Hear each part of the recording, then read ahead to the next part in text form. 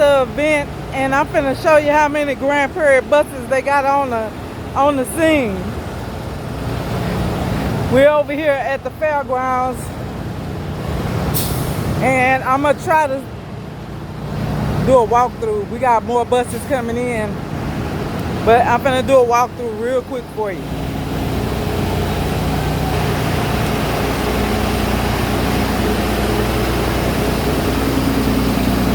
Okay, you can see over there, they got more buses coming in. Let me see if I can zoom in.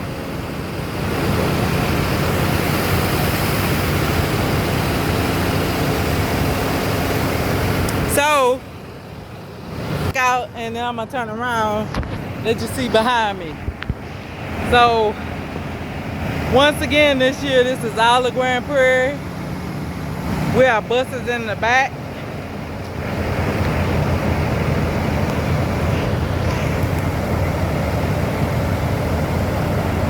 And if we was at the lot, there would be no buses on the lot as if we were on a school day, because all of the buses are here.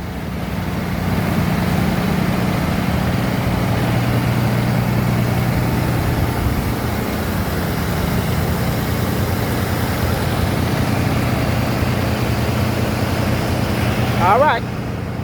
And you can see all the kids being let off in their different colors from the recreation centers.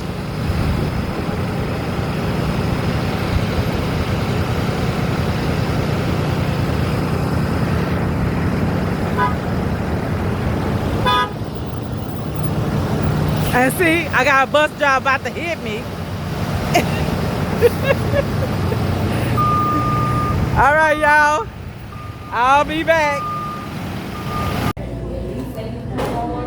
Beef potato with no big sauce on the side. That's me, baby. How y'all doing it? That's real. I got a beef potato with here all the way sauce on the side. Y'all enjoy y'all. Thank y'all very much. Y'all enjoy y'all lunch, okay? Thank y'all. Okay, I'll get more on the side. Yes, ma'am. Okay, anything else for you?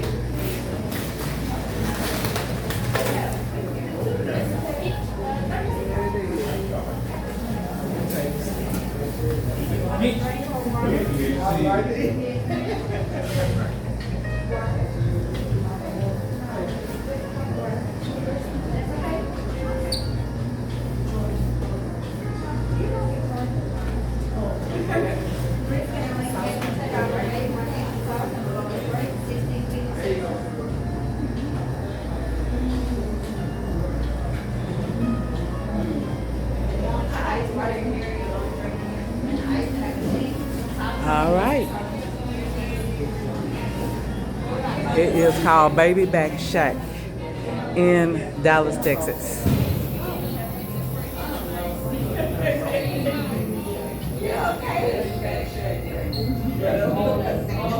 On Acar Street.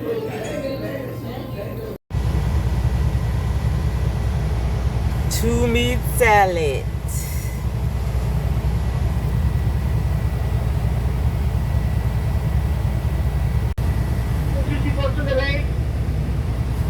Boudin plate.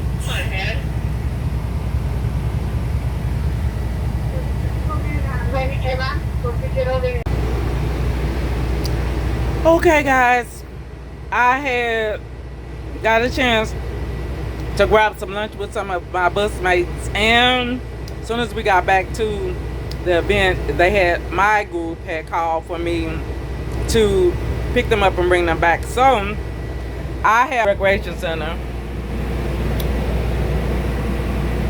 and that means I'm losing like 2 hours of work because they wanted to come back early. So that's 2 hours of pay that I really and truly did need, because this is the summertime and I am already strapped for cash in order to pay my bills until school start.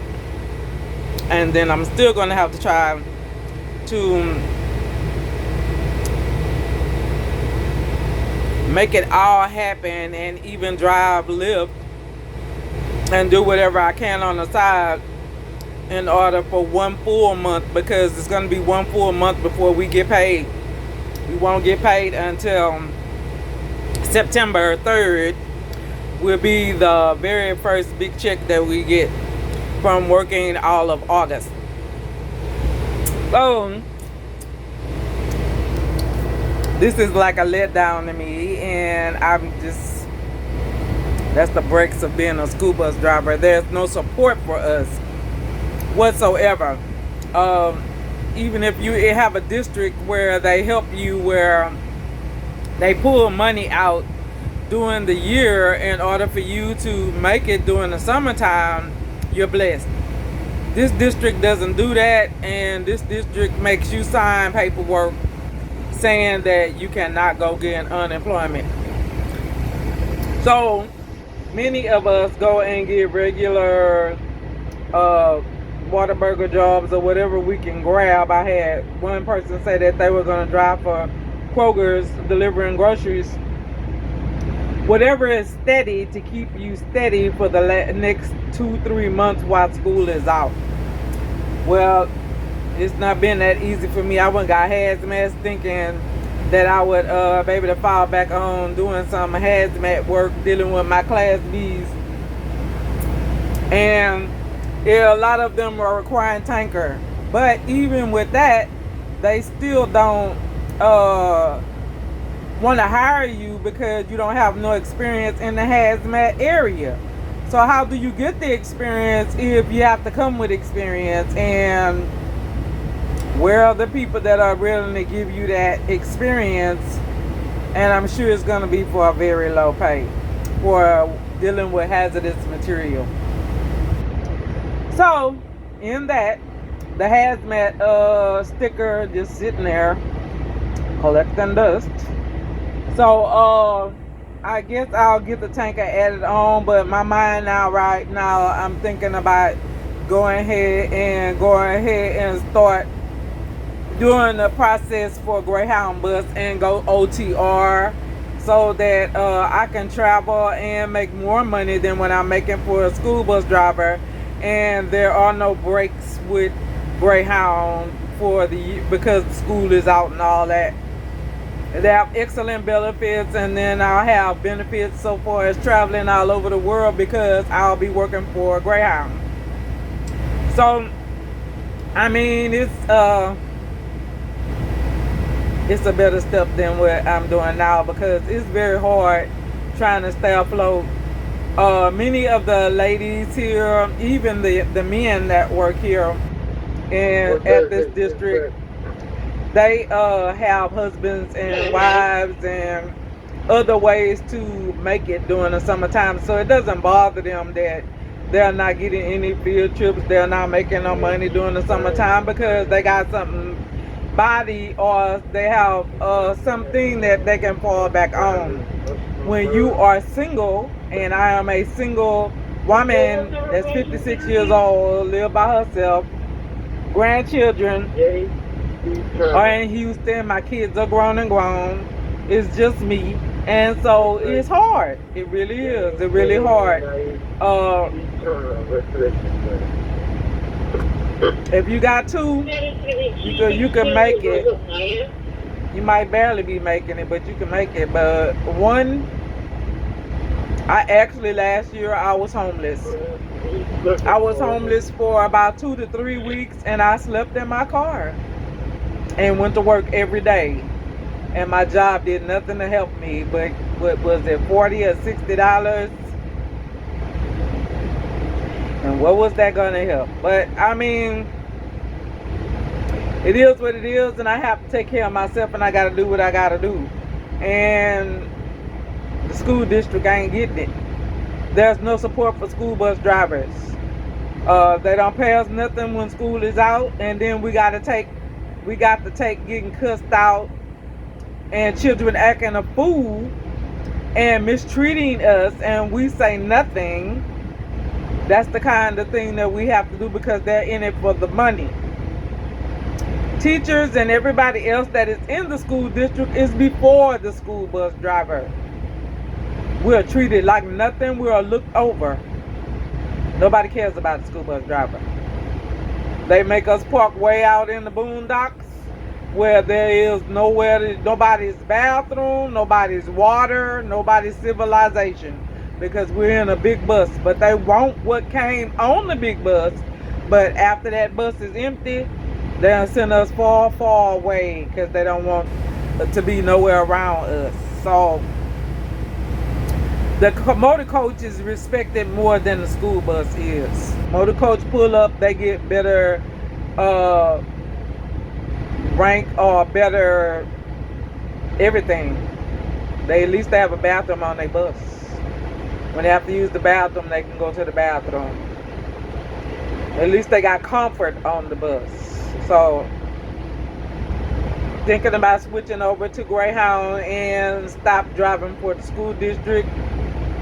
I'm praying that they give me no problems this year, because this will be my last year, and I'm gonna go ahead and go OTR for my Class B's while I still can, and nothing has happened to me where now I have to be put in a nursing home or wherever, because you just never know these days what's going to happen to someone. I've had my sister was a perfectly normal person doing normal stuff, doing her regular life, and one night got into a head-on collision, and when she got into that head-on collision, she broke every bone in her body except her right hand, and tried to recover from that for 2 years, as well as having cancer. And the cancer snooped her out while she was trying to regain how to walk and all this other stuff. They had to put her back together again. So you just never know what can happen to you from day to day. And I was just telling a young man that don't concentrate on the future, concentrate on today. Concentrate on today. Make today the happiest day you can make it. Because you don't know if tomorrow is promised to you, because that's what the Lord said. It ain't promised to us. So make today the happiest day you can make it. And so I'm going to try to do all the things I got to do today, because I can't worry about tomorrow. I wasted enough time dealing with people, dealing with family, dealing with men, dealing with so-called female friends. I spent a lot of time on people that has never given me anything that I have poured out into them. And so at this point in my life, I don't care about nobody else. I really don't. I don't care about nobody else. I only care about me. Satisfying me and making sure that I am comfortable. And I'm not where I want to be at right now. I'm not. I'm 56 years old. I'm a school bus driver. I'm not married. I'm divorced of 3 times. I have a major story to tell you in my life events.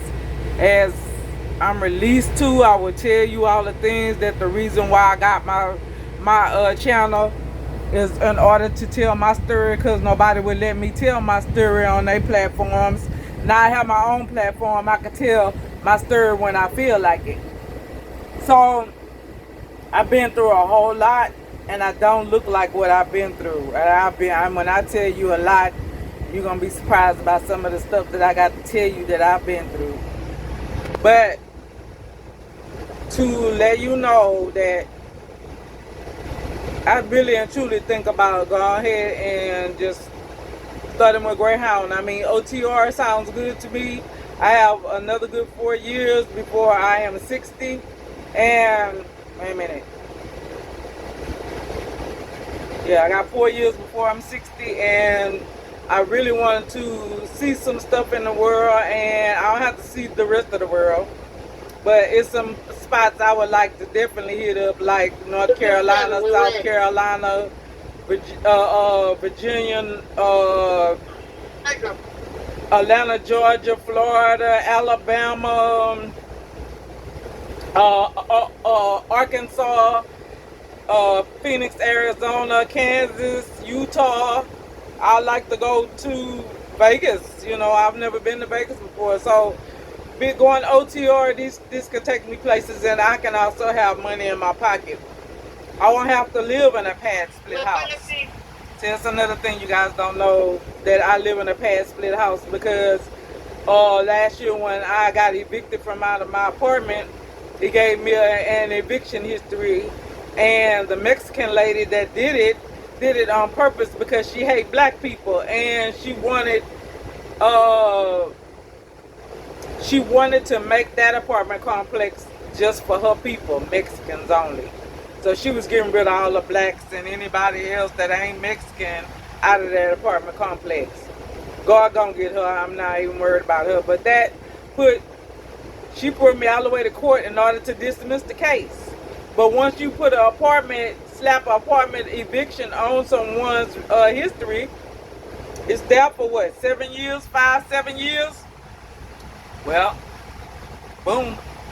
So I'm not even finna stress myself trying to go from apartment to apartment to apartment to see if they gonna accept me, and you have to put all these deposits down and all these application fees and background checks and all this other stuff that can lead to 150 or more dollars just to see if you are eligible to be in that apartment complex. Well, my income is barely 3,000 every 2 weeks. It's barely 3,000. So, like I said, by myself, it's hard. Then you have a car note, you have car insurance, you have to have renter's insurance, you have to pay your rent, which is going to be $1,200 or $1,500 if you're trying not to live with rats and roaches and drug activity. Then you're gonna pay $1,200 to $1,500 a month. That ain't including all the extra stuff that they put on the side. So my thoughts was getting a manufactured home, which I'm still thinking about that. So I tried to even go through the NACA people.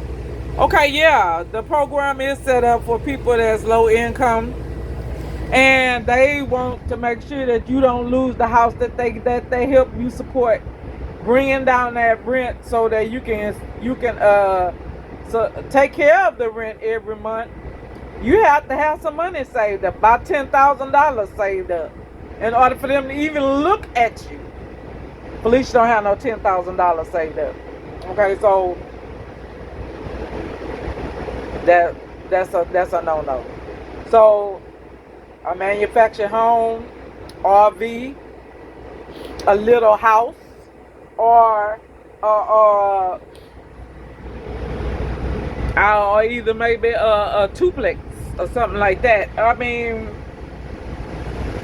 right now it's pad split, and you share a house with a number of people that you don't know, and you pray that they don't steal from you. You pray that they don't flip out on you. Well, God has blessed me where, not everybody was raised like you was raised, and not everybody OCD like me, because I'm a cleaning freak. You'll see me when I let you see me cleaning this bus or cleaning my car or cleaning my room or whatever.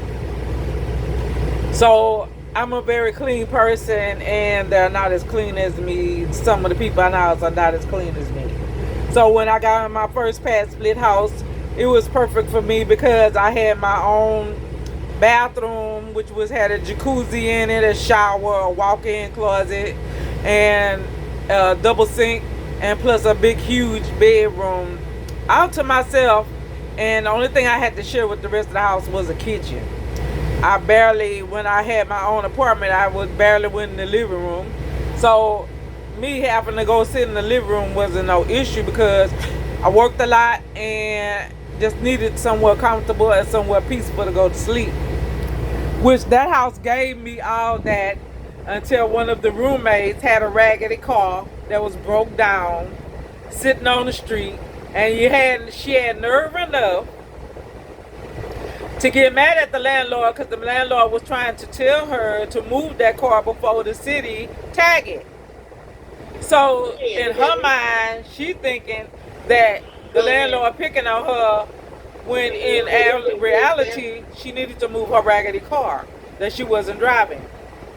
She waited until the very last day of us having to move because she's the one made us all have to move because wait a minute, this radio is high. And y'all do know I'm hearing impaired. I am legally deaf in my right ear and I speak loudly. So automatically I speak loudly, and the doctors say the reason why I speak loudly is because I cannot hear myself completely. So a lot of people don't mess with me because I speak loudly and I'm not trying to, but sometimes I get excited or I just speak loudly and people just don't like a loud person and I'm loud.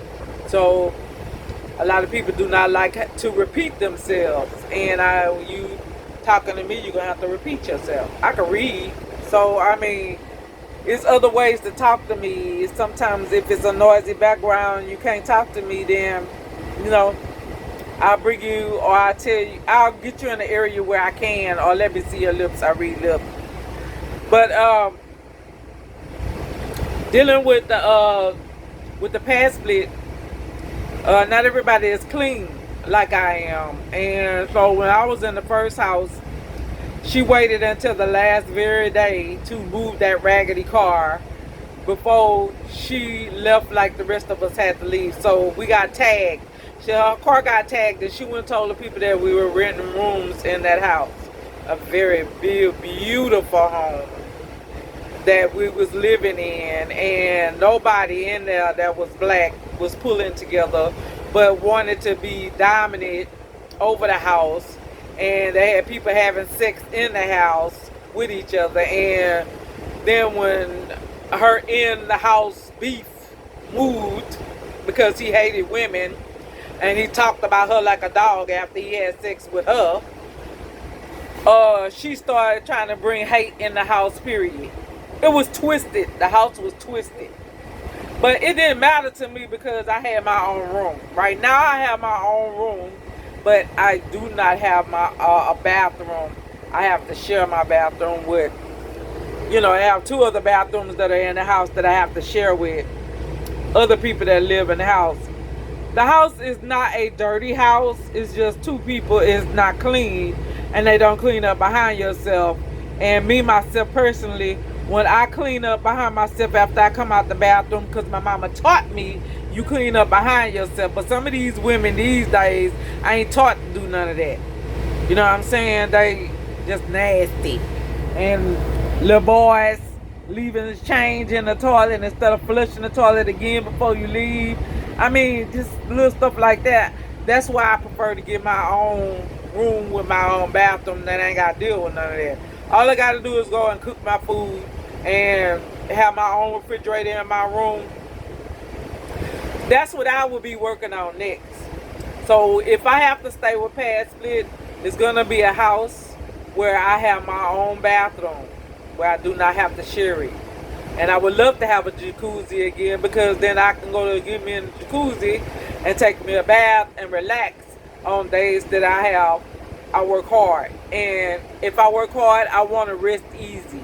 So that's what I'm doing. So that's what I'm finna start doing next, especially if I go Greyhound. I am definitely going to do that. If I can't get me a manufactured home, I'll definitely do pad split. But I have my own, I had a master bedroom, in other words, in the house. And I don't really care. You would really want to stay in DeSoto, but it don't matter where. At this point, I would like to be close to where I go to work. So that'll be the objective. So what I'm going to do is, after I done sit up here and ran my mouth, I'm supposed to go ahead and bring this bus back to base. I'm going to try to mop it because it's looking a little rough. And I'm going to park this bus and I'm going to head home because I do have a field trip tomorrow. So I will let you see a little bit of my drive. And I see you when I get back to base.